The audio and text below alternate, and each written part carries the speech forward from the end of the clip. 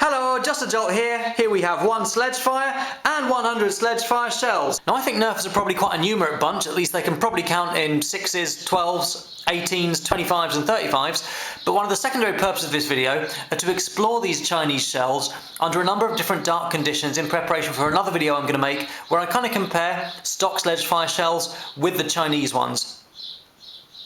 So, let's count up towards infinity.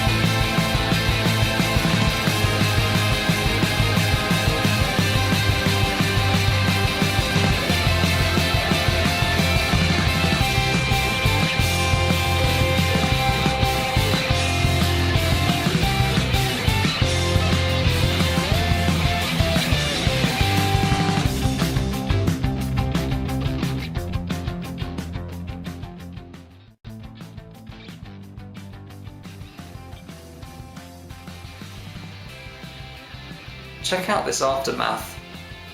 Actually quite impressed I managed to get most of these shells in the box. Apart from that one there.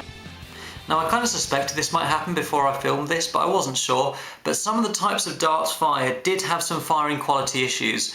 Now I am using Chinese shells, but the fact of the matter is that with stock shells I wouldn't have even been able to use some types of darts because of the dart posts. It is worth noting that darts that are streamline or a little bit older and used didn't perform as well, tending to kind of dribble out the barrel. Bit of a shame, but it's one of those things, same as happens with a lot of modern blasters. Case in point.